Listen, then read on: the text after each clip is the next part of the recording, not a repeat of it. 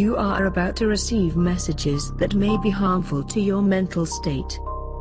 Your sense of reality will be questioned. Your view on things will be altered. You are now part of the meta. The meta controls everything.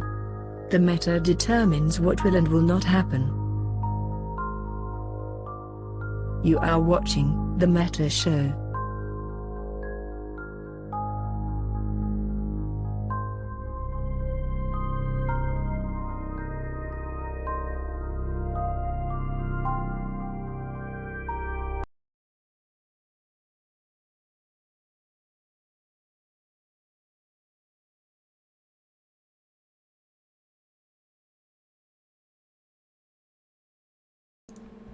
Yay! It worked! Hey, it worked! I got it. I fixed it. Are we live? Are we doing this? Is this happening? I think we're live. We had one of those moments where it's like we're live, we're not live, we're not live. I'm seeing this big awkward black screen. I saw the boat show pop up there for a moment. I clicked the wrong button. I'm bad. Okay, I'm sorry. I also see that my green screen seems to be working out very well, boat. And yes, I know. Well, it was because that white thing. It makes your face look really weird. I just said screw it. There's like this lamp in the background, and whenever I watch here, hold on, watch this. You know what I can do next time. Also, thank you, Seabass, so much. 23 months in a row. That's awesome.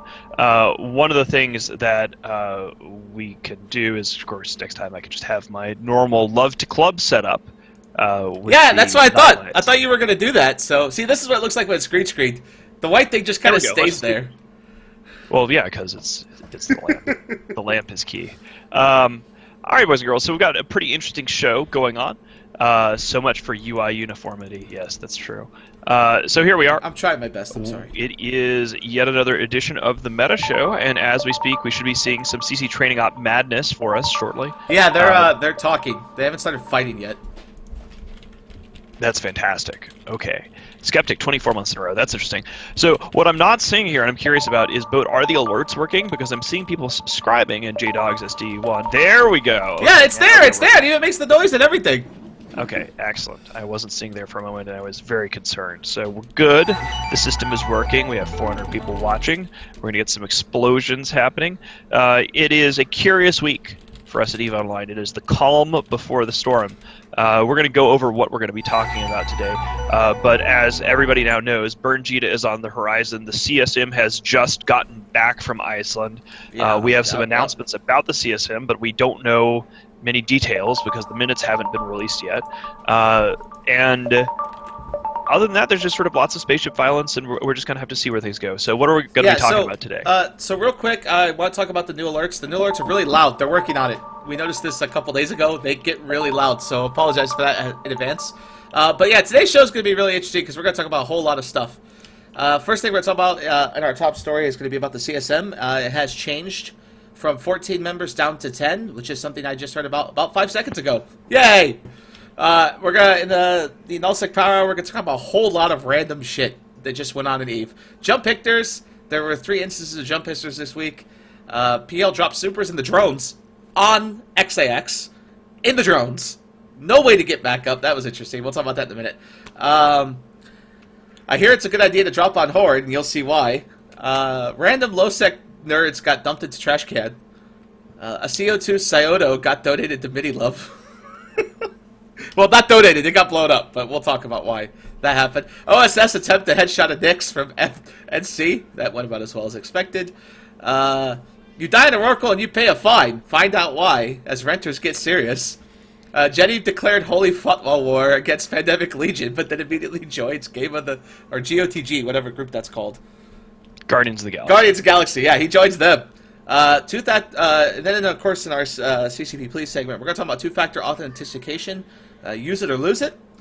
Complaints on the rise as CCP offer a multiplexing system to recurrent subscribers. But if you paid for a year, you might be fucked.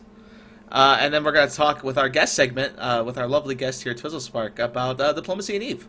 Now, Twizzlespark is going to be with us for the entire hour and is going to hopefully jump in and offer commentary. So before we really get started here, guys, a couple things.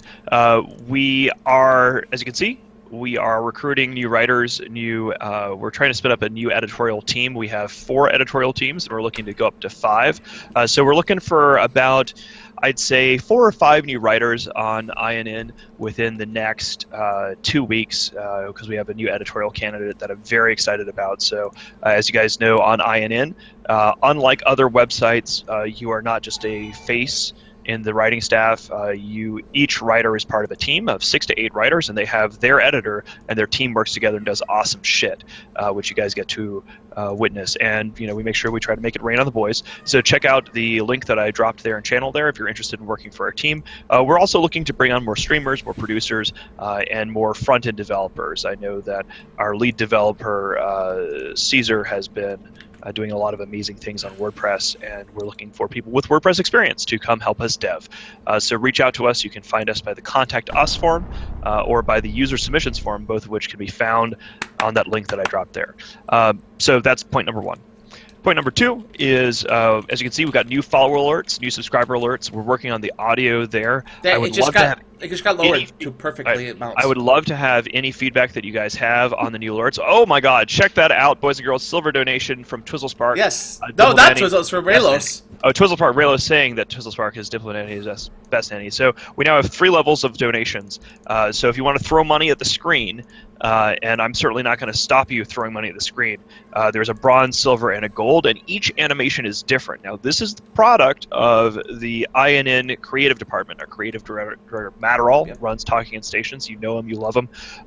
And Corin Moore is the awesome dude who has been working on these animations. So I love the new follower subscriber alerts and the new donation alerts. All those are coming from Corin, who is a badass for making that happen. So yeah, if you throw money at the screen, depending on how much, you get a different fancy alert. I think the levels right now is anything over $20, I think, gets you, or rather anything over $25 gets the gold one, 10 to 25 is silver, and below that is the normal bronze donation. I think now we're going to give shout-outs to subscribers. Between each segment, we're going to do that. So let's make sure that we can show some love to the crew. Yeah, don't forget to put the Imperium sigil in chat. Spam some Black Eagles. Yes, Black Eagles. So Zandril subscribed for 5 months in a row. Thank you very much. And NHK150709 just subscribed for his first Twitch Prime subscribe. Thank you very much. Skeptic Nerd Guy, as we said a minute ago, 24 months, 2 years. Jesus criminy. J-Dogs SD1 for 27 months. J-Dogs 27 months. Damn, Sadis? So that's Sadis. 27 months from my lovely Sadis. And then, of course, we had a wonderful $10 donation. CFast for 23. I already gave him a shout-out earlier than that. So excellent all the way around. Thanks for supporting also, the stream, thank you for adjusting the volume. That's awesome, because I could hear it, but it's not over my voice, which is wonderful. So what you see on screen right now in the background, as always, is you see Goons doing sissy training. The fight hasn't started yet, but I'm in the correct system, just waiting on the sign-out to go up to go show you that live. So you get to see spaceships explode. So Thing on a Spring, 21 months. Thank you very much. Wow. Excellent. Another thing, guys. Sorry. Hold on a second. That's me interrupting you, Boat. You don't need to apologize. I should be apologizing to you. An exciting thing that, again, I know that we talk about stuff like with HypnoKitten and what the creative department is doing a lot, but it's something that we're really doing a lot of to try to improve things on the channel. And one of the things that I'm very excited about is next, the creative department is working on getting you guys new subscriber badges. So Twitch allows us to have subscriber badges. You won't have the Spy Guy anymore. You'll have something INN themed. And these will also go up in level. So if you've been subscribing to the channel for like 2 years, you'll get a different and fancier subscriber badge than somebody who's only been subscribing for 1 month. So basically 1 month, 3 months, 6 months, a year, 2 years. We can basically have an escalating scale of awesome subscriber badges. And I'm pretty pumped about that. Damian Dixon also, Twitch Prime 3 months in a row. Thank you so much. And the Atomic Koi, again, good shout out here from Rishan. I'm going to be making a Facebook group alert about this soon. Third Thursdays, the Atomic Koi in Fitchburg, Wisconsin. We're going to get together for an Imperium meetup. So I will hopefully see some of you folks there. It's really really awesome. Real quick, as we get ready to move into our next statement, I think it's a Damian Dixon 3 months in a row. Thank you. So he puts a smiley face. So as we make our transition into the top story, right now we are moving into our top story. Doop, doop, doop. There it is. Our top story today comes to us just moments ago, and I'll link it here in chat. Just moments ago from INN. I love our stories. They always appear right away. It's pretty awesome. So Thale wrote this. The CSM has announced that they will be reducing the permanent attendees from 14 to 10. Says the size of the CSM has not been static and has changed several times. The current number of delegates is currently 14, and when the number was first implemented, half the council consisted of alternatives. Another change. Well, this is massive, right? Yeah, so this 10's amazing, like crazy. Well, so here's the deal. Like, when they talk about permanent attendees, there was always a fight for the top 2 slots to be basically who gets to go to Iceland every time. And when they had 14 CSMs, which was what they had for most of the time for the council, you would have a fight to see who would get to go. Now, previously it was always an order of votes, and then they ended up having a permanent and alternate system. Then they switched to a single transferable vote system in order to attempt to keep the Nullsec blocks from being Nullsec blocks. So they changed the rules of democracy, and then there was that sort of dark period when the CSM was being run by Falcon and Lilu. And apparently now we have a more rational sort of system. So cutting down the number to 10, but guaranteeing that all of them go to Iceland every time, I think is very sensible. Because in the previous version of this, they would have 14 people, and then it was up to CCP who got to go to Iceland, not based upon votes, with the exception of they had 2 permanent members only. And so this was this really ridiculous system where they could say, oh, well, I don't like you because you said something bad about me on the internet, and not send you to Iceland to actually do your job. So this does mean, though, politics is going to be crazy. I mean, this is a good opportunity for us to bring in our diplomatic guest here. So Twizzlespark, why don't you introduce yourself and then let us know what it is that happens in EVE diplomacy when it's time for the CSM silly season. So as you know, CCP does a massive vote every year, right? To decide who gets to be the CSM and who gets to go to Iceland. And people like us and other groups in Nullsec, we abuse the this space democracy and voting system to make sure our voices are heard by putting our own people to the CSM. It's awful when people abuse democracy. Yeah, I don't know. I don't know if I would call it abuse. I would call it that's the joke. Working as intended. Yeah, this of course it's working as intended. I love it. I mean, we do have a lot of people, so we do need some representation. And what we do is we set up we line our dudes up and we put them into the CSM. The people we usually send we send the smartest guys CSM to further the interest of the Nullsec alliances as a whole. I think it's one of the best answers in terms of how Nominate, who is one of our august representatives to the Council of Stellar Management, is in chat here. Nominate 8 is his name, as you can see, and he told us a funny story about when he was in Vegas on a CSM panel, and somebody had asked the CSM go around the room and tell us why you joined what made you decide to run. And Nominates, everybody had their normal answers except for the Goonswarm candidates. When it got to a Nominate, we were like, oh, well, I wanted to represent the people. I wanted to do this. I wanted to do that. And I think a Nominate's response was, well, this year I drew the short straw. Yeah, exactly. That's all he said. He said, I was that guy that was told I had to go. Yeah, that was basically what we did with that. So, I mean, it's been interesting. The CSM is something that is, in many ways, people talk about this in real-world democracies as well, which is people don't pay attention to politics except when it really matters, right? Or when it's too late, right? Like people will go along, and we saw that pattern sort of repeat itself in the old school when the CSM was taken over by Nullsec in CSM 6, which was the one that I was the chairman of. CSM 5 had been a whole bunch of random nobodies, essentially. Now, later I got to know some of those random nobodies who made it onto CSM 6 and were actually quite awesome, and I understood more of what they were doing. So shout outs and apologies actually many years later to both to Minxie and to Robert Woodhead, Trevor Dadeho, who were on CSM5, and they were opining on nullsec things that they didn't necessarily know about. But Trevor actually is a fucking great dude. I love that guy. He made the Wizardry series. But anyway, one of the things that I suspect we've seen really low turnout for the CSM for the last couple times, right? And I would expect this to be a low turnout election again this go round. What's crazy about it too is it was so low that we managed to get 5 people on the CSM, if you count the CO2 guys that left. You had Zenuria, Anominate, Aerith, another random guy, I can't remember who. Sullen Decimus, not a random guy. Shiloh is a good friend of mine. Okay, well, I don't remember who he is. And then, of course, Judge. So we basically got 5 on. Could you imagine this election if we get half the seats with all goons, pretty much? Or well, I don't think that is even possible, given the nature of the single transferable vote. Twizzle Spark, what is it that Corpse Diplo ends up doing in this? Like, what do you expect from a diplomatic perspective to see here? Like, have there been? You can't talk about any of your diplomatic conversations explicitly because confidentiality is very critical in the Goonswarm system. But can you tell us, have there already been discussions among nullsec powers about lining up block votes for this year?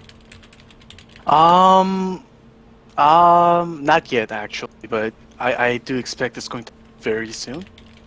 So all the candidates are going to be like doing their things, and then we're going to be lining up votes to pick whomever is going to be benefiting us the most, both in terms of health of the game and also in terms of diplomacy, because all the actions we take and all the candidates we support has implications.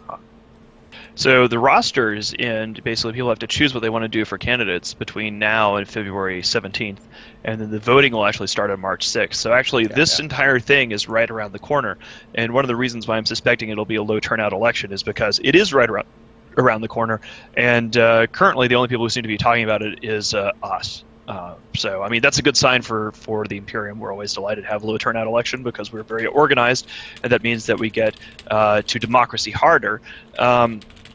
And, one of the other interesting things about this year's election is going to be the fact that this is the first year that the Goonhammer exists, right? So last year we had an election and we had a traditional coalition ballot when the Imperium was much more fragmented. You saw the Imperium working to put CO2 on a seat. Right. Of course, they then betrayed us and are no longer a part of the Imperium, being traitors and backstabbers. But this year now we have this whole Goonhammer thing, so it's going to be quite curious to see. It's going to be even more curious how these low-sec or high-sec guys get on, because you're looking at a situation where, like, FCON has its own coalition of, like, 12 different alliances, and Test and CO2 have their own group of a bunch. You have, like, all these different groups have their own, like, mini coalitions, and they're going to be fighting for spots, like, to put their own dude on. And so you might have 40 candidates, and those, maybe 30 don't get the votes because they don't have enough people to vote in their one guy, I'm curious. I mean, the one of the bigger bits of news is we've heard that Vince Draken, the leader of NC Dot, for the first time wants to run for the CSM. That's going to be curious because, unlike a lot of nullsec autocrats, I've never met Vince. At this point, I have met most of the people who are power brokers in nullsec come together at eVegas or at FanFest and have met each other and drunk an awful lot of beer and shots over the years. But Vince is someone who is a figure in EVE, has been for a very long time, and I don't know anybody who's met the guy. So him abruptly deciding that he wants to be on the CSM is going to be quite curious. So we should see, presumably out of a group of 10, assuming that Vince is able to whip votes from NC Dot in some sort of capacity. But they're a small alliance. Like, NC Dot doesn't really have much of a voting base. Well, the interesting thing, too, is where he'll, I think, draw his votes is where if he tries to crack his whip towards Horde or Guardians of the Galaxy, groups like that, and say, okay, I want to run this year, you're all going to vote for me because I say so.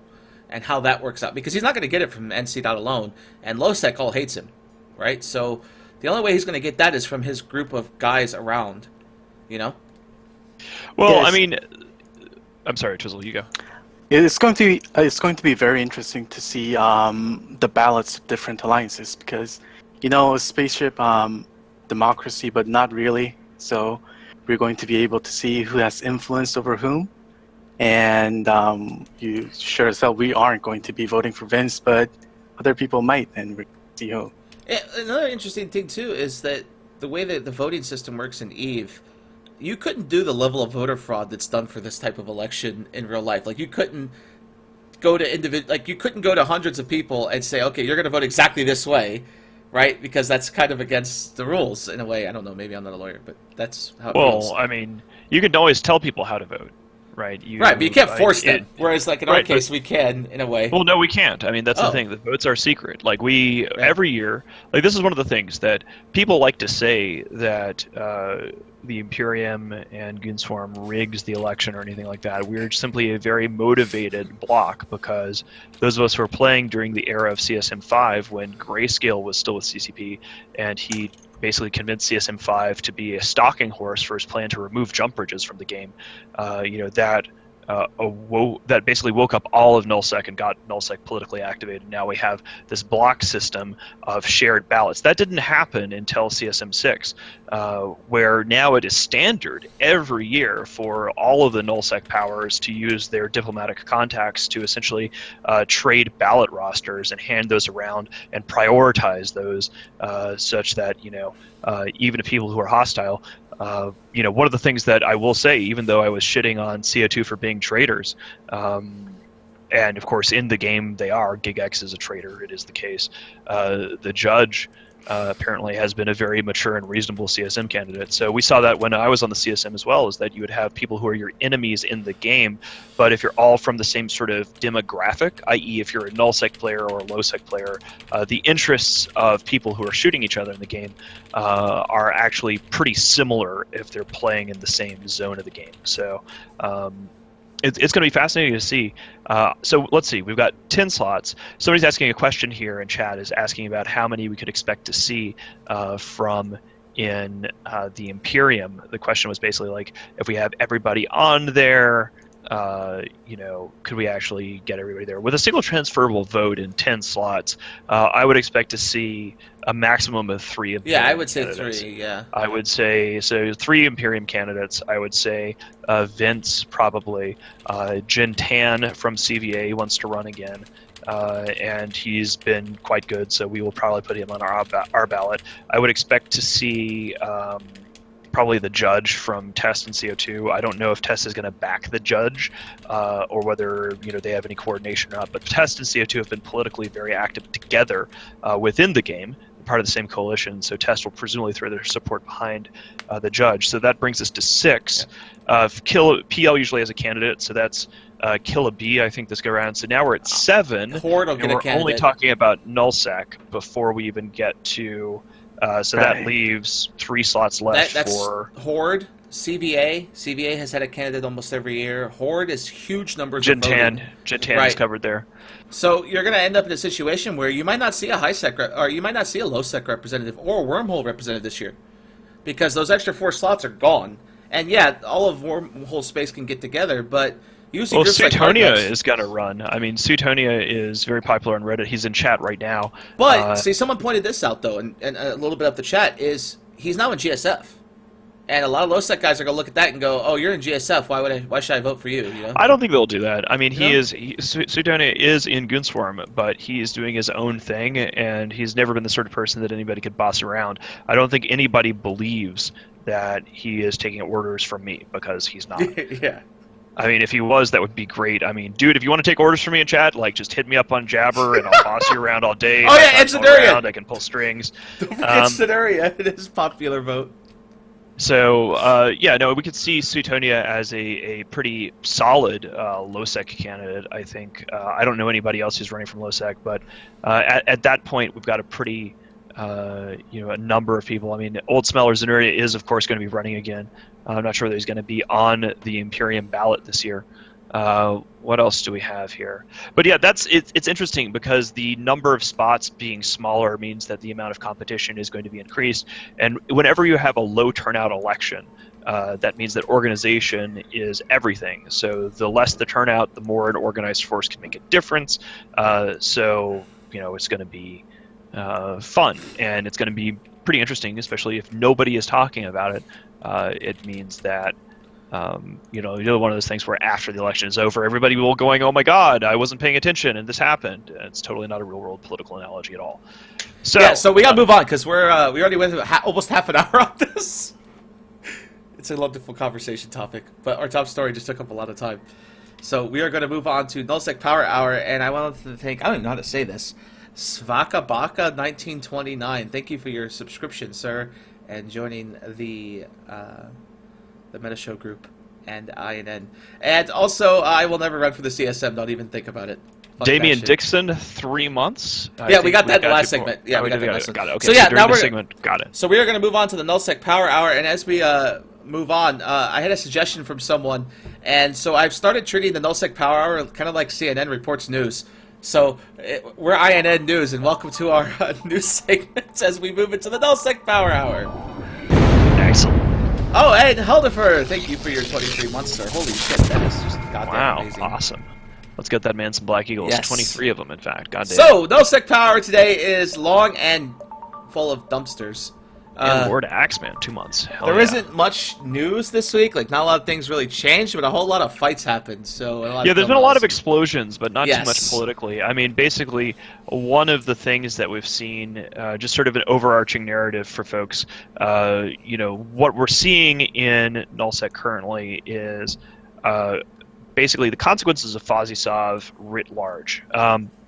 Yeah. This is also, and this is something I'll loop in. So we've got a lot of little news about stuff blowing up, right? But we don't really have much big news about massive wars. And I'm going to bring Twizzlespark here in after I set the narrative frame for the Spin Master shit, which is basically modern Nullsec. We are finding in the aftermath of the Traitors Wars that is shaking out, where we're seeing CO2 going to impasse and Test going after Esoteria and Stainwagon nursing their wounds and probably going to be making a move back into Catch. What we're seeing is space is now super dense. Now, FozzieSov is shitty on a number of levels, and that hasn't stopped.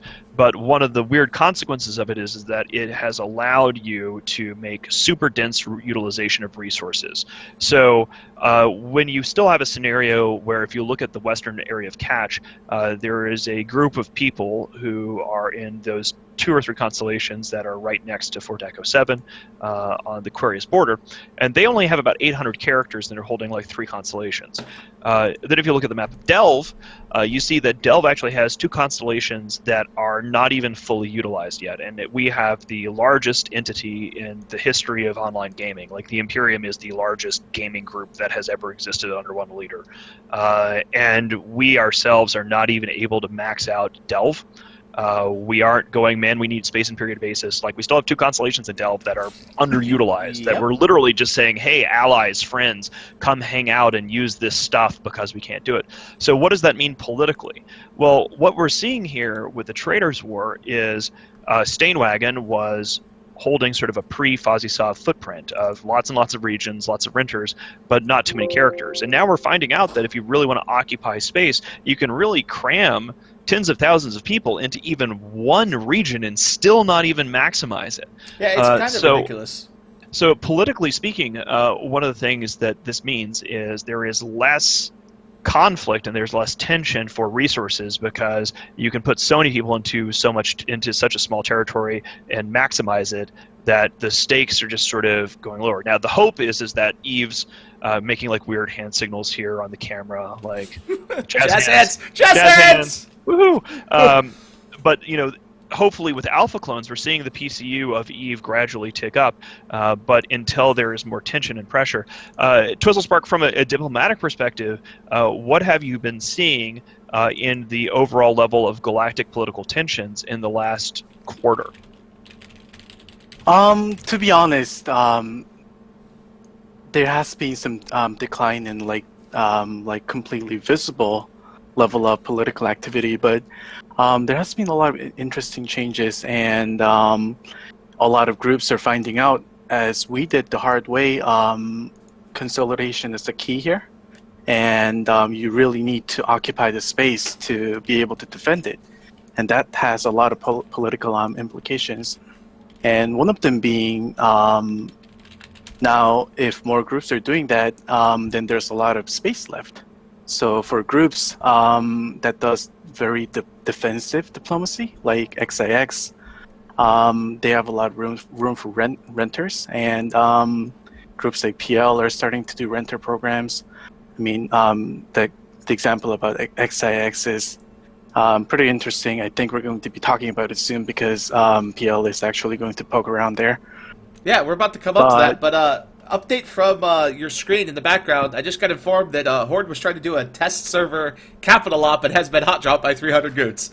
And they've already lost the hell and are losing a wyvern, and we're going to show it live. Excellent. So That's this is awesome. one of the benefits of us. The Imperium does weekly capital training ops right after the Fireside Chat, and they start right during the meta show, which is a shame because I'd like to actually be out on these myself. So I'm hoping it lasts a couple hours, so after the meta show I can hop on with the boys and use my Caldari Carrier 3 Wyvern, because I'm pro. But yeah, speaking of PL, you just mentioned this. The interesting thing is I like to think of Tickle as an example of being able to park yourself in very minimalistic part of space that nobody else wants, in the middle of surrounded by your enemies, and still be able to rat in Titans without relative little fear, because you're just in this pimple of space that nobody cares about. Oh wow, we're seeing some nice capital action here. We're seeing some Titans coming in. Yeah, they said Wyvern's about to die. Hopefully we could get to see some pretty doomsdays. But I mean, so this is a weird situation that I found myself in as the leader of a defeated coalition, which can only put 200 people in a fleet. Otherwise, we violate the Treaty of Versailles that Jeff Rader, of course, insisted that we could only have 200 people in a fleet. So we're still working within the restrictions of the Jeff Rader Versailles Agreement. But one of the things that was very strange with Stainwagon partially retreating to Stain and redeploying their forces after the aggravations in Catch was we found ourselves essentially looking at a map of Catch and having a conversation with our enemies and our allies and going, well, what the hell do we do with this region, guys? Because the people who were attacking it just wanted to ram a jump bridge network. Like if you see Catch, the main strategic objective for Test and for CO2 in the Traders War has been to ram a jump bridge network through Head GP. And then the rest of this territory in Catch, which had been held by AAA primarily from the Stainwagon side, and not very well developed or maintained because nobody cared about it, is you find enemies in Nullsec getting together and going, so who are we going to put here? And back in the day, there would never be a conversation about Villy reaching out to the Mittani and going like, okay, well, we've been killing each other, and now let's figure out who gets the space, right? The loser doesn't get to have any input, and now it's basically like, well, nobody can actually hold this crap because it's crap. And so we're like, okay, we'll agree to have these random people here and establish diplomatic relations with people who should be a hostile occupying force, but they can't actually occupy that territory because they don't have the numbers to do it and they know it. So everybody's basically just like, okay, whatever. It's just weird. I'm glad that we're going to go burn Jita as a result. So we're going to see an example of this in our next topic of that's about to be linked in chat here. Something that I have never seen, well, I don't say never. I haven't seen in a very long time, was PL dropping supers on someone that I don't think they've even fought with in 3-4 years now. So PL grew a pair and dropped supers into the drones in Cobalt Edge in the middle of 400 subcapitals from X-Death and other groups. I don't know if that copied right. Let me see if I can... People can figure it out. But yeah, the people can figure it out. But they slaughtered a whole lot of stuff. 30 billion ISK in subcapitals. Actually, it's more like 70. Just the Impanic one's on the wrong side.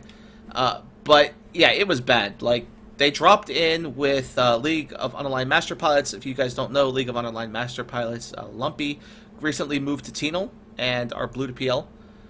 So Lumpy is on the PL side. Yeah, so Lumpy should be on PL side. And basically it was like Lumpy fighting in Cobalt Edge, and then PL comes and joins them, and they kill everything.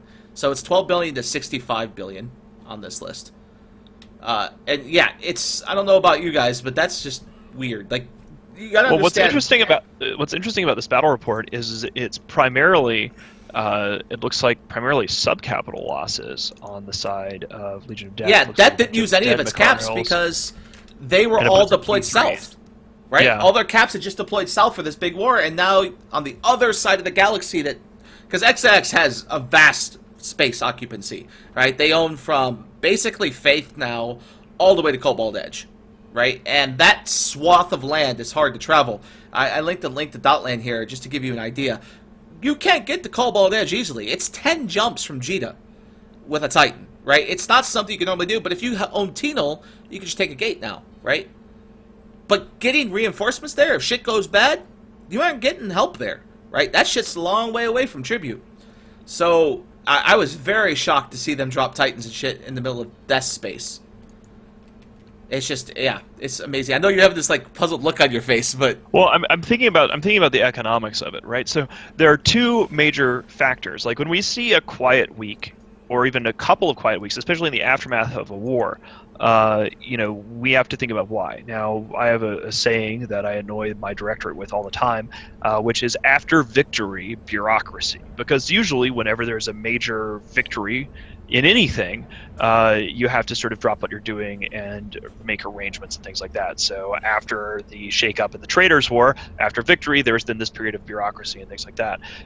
But as far as macro level political realignments, you're also seeing, I think, a lot of the effects of the casino war and the banning of the dark money RMT cheaters from EVE Online, after which point suddenly you're seeing entities like PL and NC. Which had been able to rely upon like EveBet and things like that. I don't want to imply that PL was involved with I Want ISK. PL was not involved with I Want ISK. They were on the I Want ISK dole by way of Lenny Kravitz, but PL's operation EveBet, as best as I can tell, was legit, and so no complaints there. But they don't have that ability to do that anymore. So now you're starting to see engagements and fights and things that don't have infinite money behind them. You're seeing PL attacking Legion of Death. Things are just sort of an interesting mess. Also, speaking of an interesting mess on CC right now, as you can see behind us, apparently The fight's we over. have. It is over. There's a Triumvirate Wyvern that died. The Horde caps were. So a Helen Wyvern died, nuked. and then while Horde was balled up with their like 80 caps, they got Lance DD'd by 3 DDs and wiped them all out. For those that don't know, Lance DDs, it takes 3 of them to wipe out capitals that are bunched up. Carriers, Dreads, doesn't matter, they all die. The only thing that saves Dreads is their emergency damage control, but that saves them for about 30 seconds. So Let me bring Twizzlespark in on this, because this is an area that diplomatically has been very strange for a lot of people.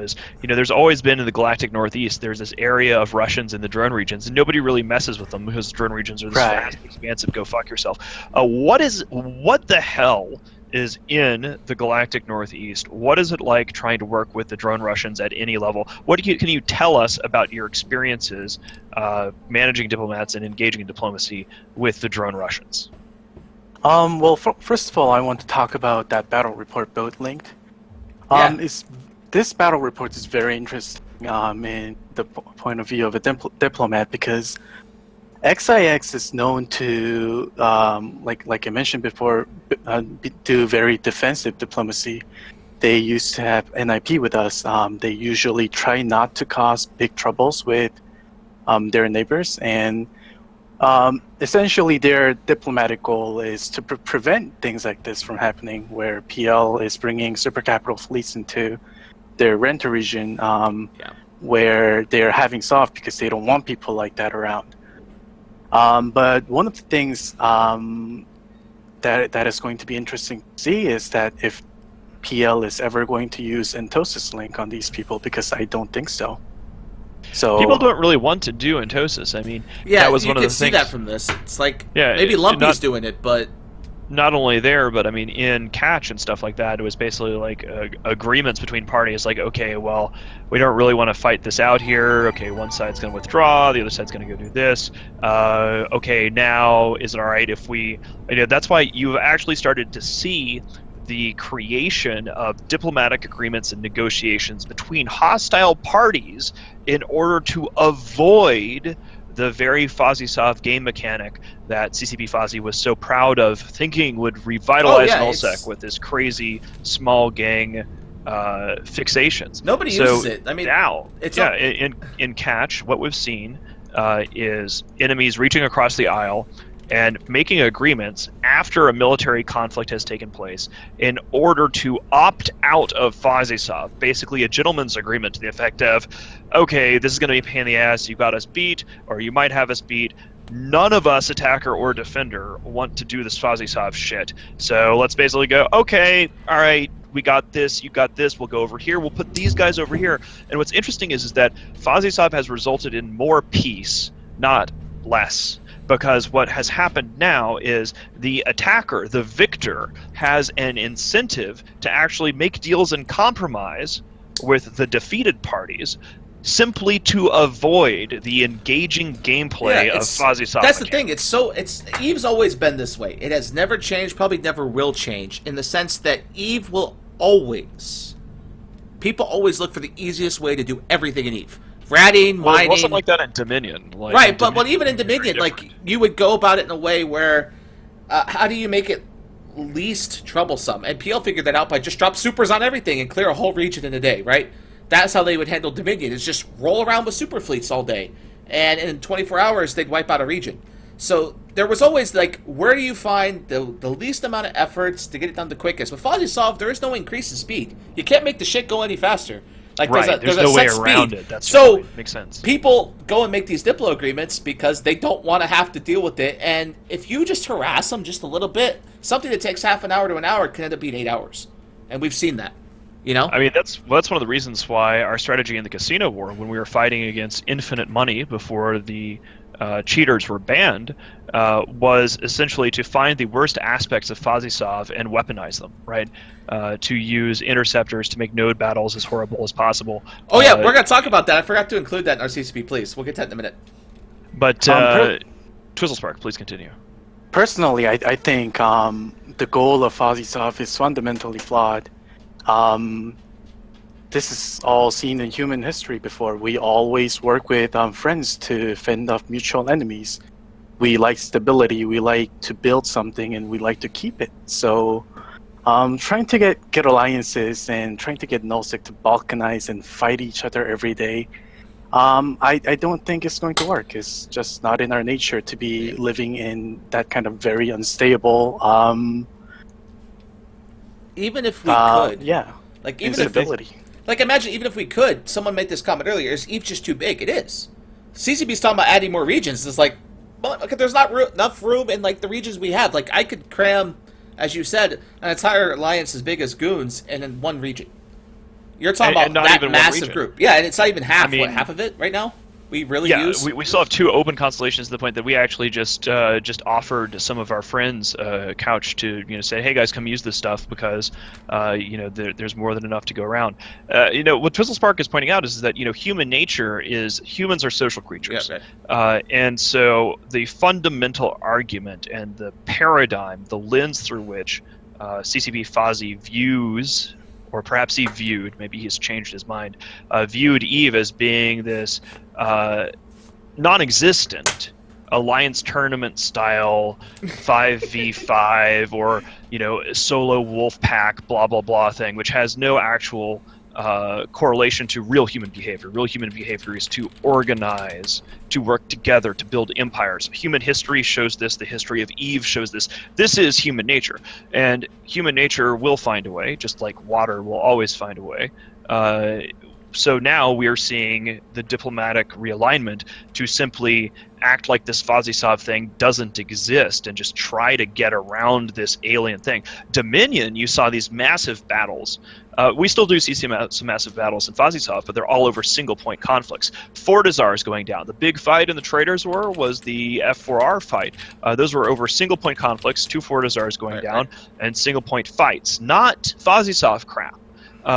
So, we are still seeing big engagements. But in Dominion, when you won, you didn't need to give the defeated party anything, right? When you won in Dominion, you could take over the entire or half the galaxy. So in the Dominion system, the Apex forces resulted in the CFC, and then later the Imperium owning half of the galaxy, and PL and NC Dot owning the other half of the galaxy. Yeah, because so- when you beat somebody, you could simply take their territory, period. Now, you have to negotiate with the losing party just to avoid the Fozzie cancer. So to give you an idea, someone just mentioned in chat, I think it was a Colo, that, people fight for fight's sake.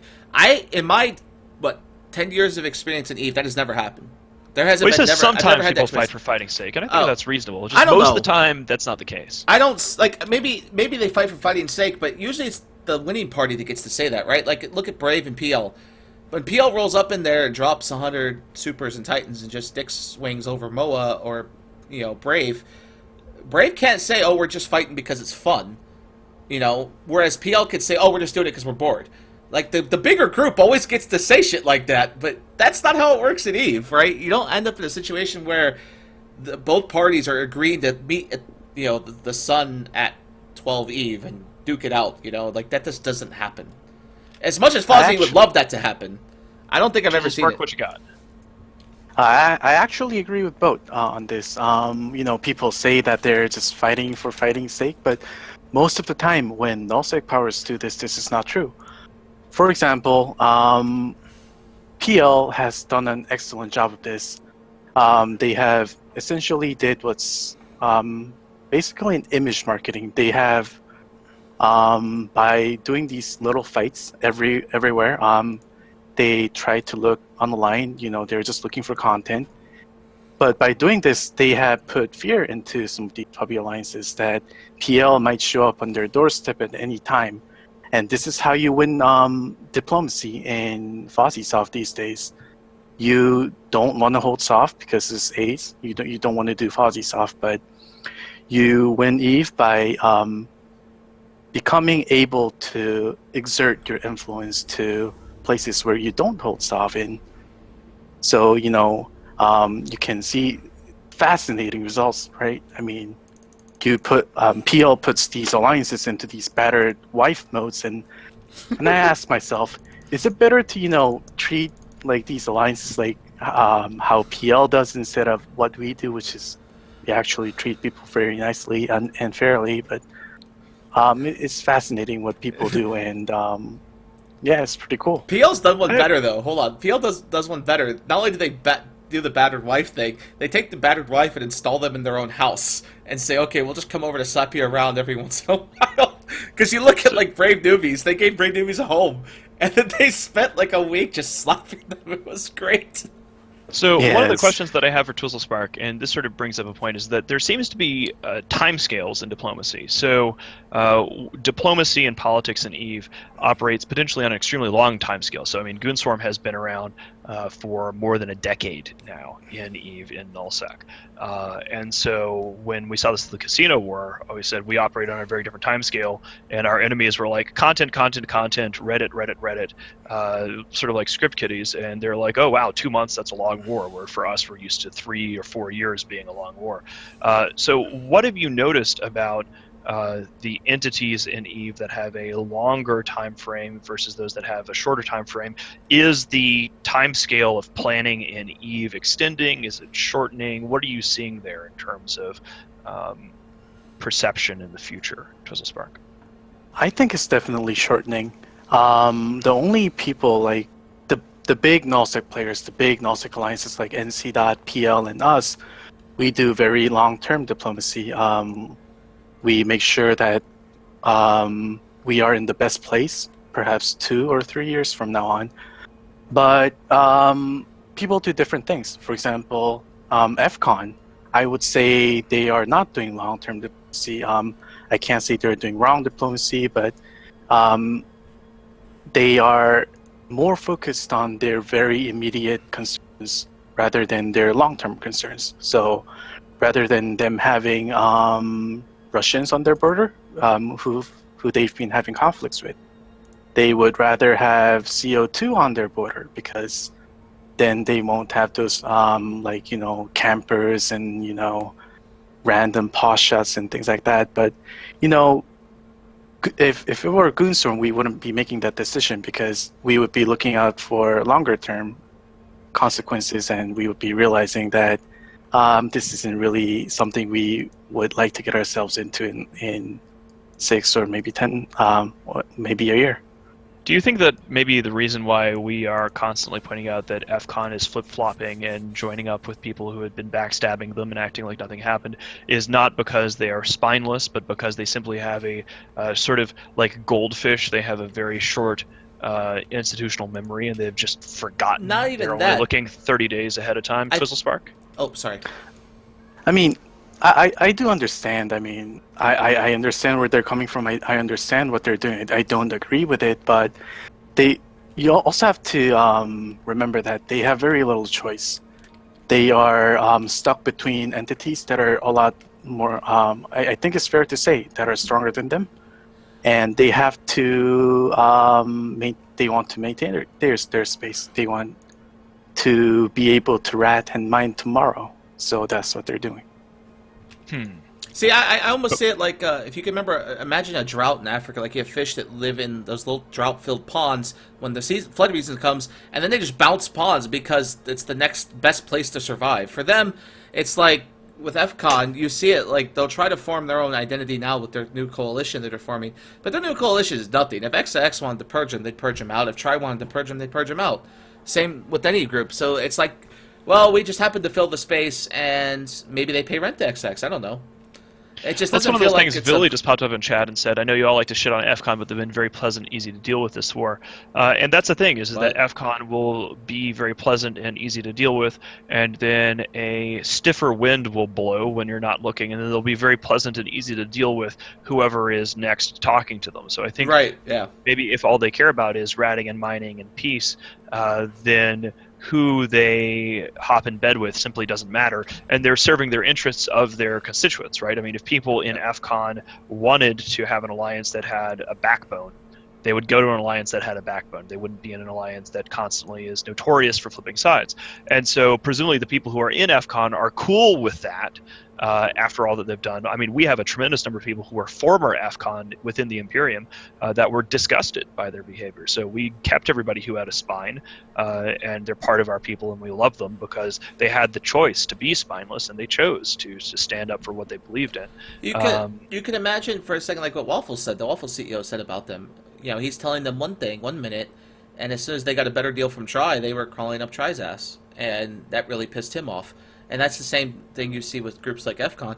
And I go even so far as there's other groups in EVE that are like that on some level or another. Darkness is well known for that.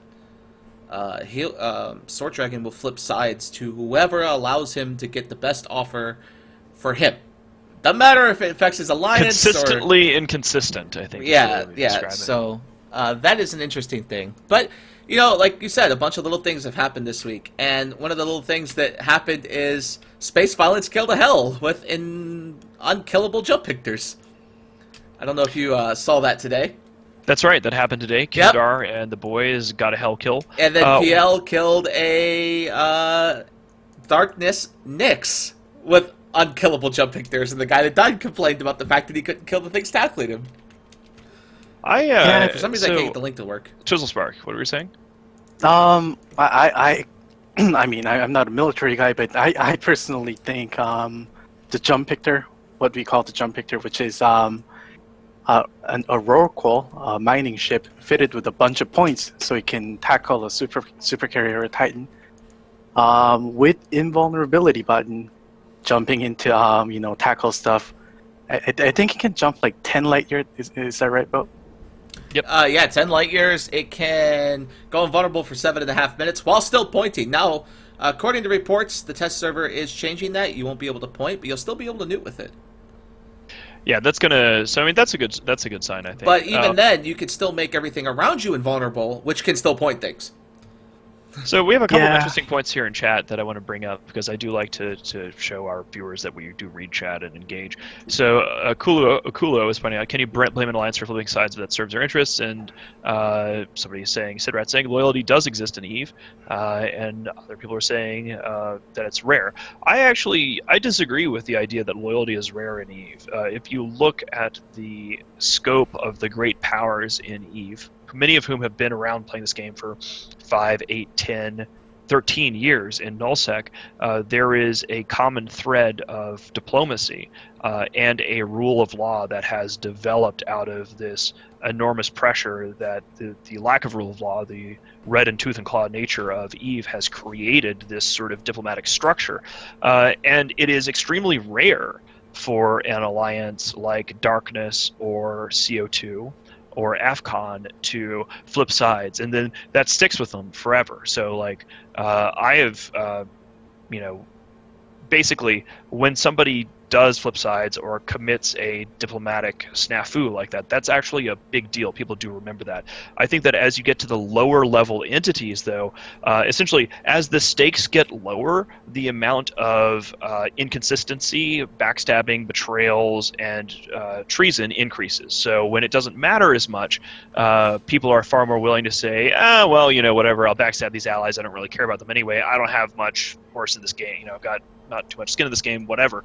But when you're dealing with power blocks that are controlling entire quadrants or halves of the galaxy through hard or soft power, your word being your bond is extremely important, and that persists between regions. I mean, you've seen autocrats lose territory and then, because they were good on their word or past agreements, be given couches to rebuild their empires when they had nothing. It happened to us. It happened to Razer. It happens to, I think it happened to PL when the Fountain thing collapsed. They went to Lowsec for a bit, then they came back and worked with NC and XIX. By the way, on screen we have Capitals again. They're going to be fighting in a minute. So a lot of this does happen. But an interesting point someone brings up, and we could talk about that real quick. There was a lovely, lovely post by Gen Eve to his alliance. As we all know, they don't use external forms. They use Eve Skunk, which provides all alliance level emails that are set, and Geneviev's one known for this.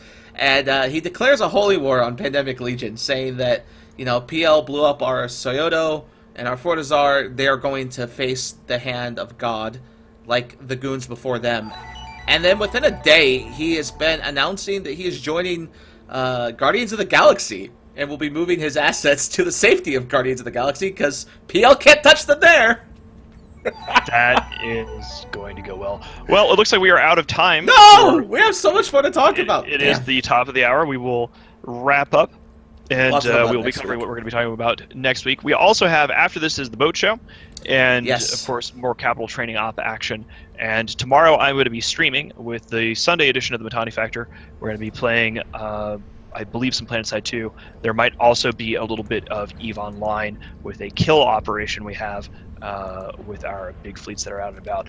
But I am probably going to be playing PlanetSide 2, so if you are interested, you can join me there, and I will see you the same time slot as the meta show, so it'll be 3 p.m. Central. I'll be playing EVE in the next You're going to play EVE? Are you going to join the cap? Well, I don't know if I'm just going to watch it while I do some other EVE stuff on another screen and go back and forth, because I don't know if everyone knows this, but I've decided to fuck with Chaos Theory lately. And they went from averaging in this time zone on a Saturday like 1,000 rats in every system they live in. They live in 6. Their average per hour in the last 3 hours has been -1. They've lost one ship and killed almost no rats in 7 different systems, and it's wonderful to watch. So, oh, by the way, did you kill Bajornby before we go? There was a big Reddit thread about that. I did, in fact, kill him. Wow, so rude. He was just a poor pilot, and he was doing that, and then you were riding in your Wyvern and doing fashion is very important, and he was flying a Velador, and he didn't have a skin on it, and I was helping him out. I mean, if he was rocking something that was slightly more fashionable, I thought we could have a meeting of minds. But he did bring me a new coat and some pants, which I have proceeded to give to one of my alts, and we'll be rocking that. So thank you, Warnby. I love that guy. I think he's a great streamer, and I love his shit. So yeah, we're out of time. Belcho will be up next, but I wanted to say real quick, Twizzle, you do know about losing supers, right? You lost the HMS Anime recently, didn't you? Oh, I know all about losing the super. It sucked. But again, it was one of the most fun, exhilarating experience I've had in EVE. So in game, that was a lot of fun. I think I made a whole post in GSF forums about that. Yeah, so, alright, well, we're out of time. Thank you, Twizzle, for sparking by. Wow, we got so Thank you. lost Sparking by. That's stopping by. We got so lost in the discussion of interrupting diplomacy and everything. It worked out so well that we ran out of time. It's good. It's good. I know. I love it. But yeah, so there's the link to the kill mail, and as you can tell, the Sissy Capital fight's about to start. Looks like the guys shooting the POS are getting dropped on by guys not shooting the POS. So this will be fun to watch. So we'll see that on the think Mo I'm show. going to join in the. Yeah, we'll be there in a think I'm few gonna go moments. join it myself. Yes, Yep. me too. Okay, see you Also, soon. Oh, sorry, go ahead. you guys. Also, Borak says hi. He really wants me to mention it. Aw, Okay. nice shout out. It's Okay, been bye mentioned. guys! Excellent. See you later. Thanks for coming, guys. Thank you.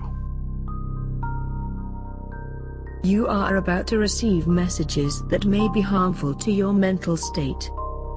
Your sense of reality will be questioned.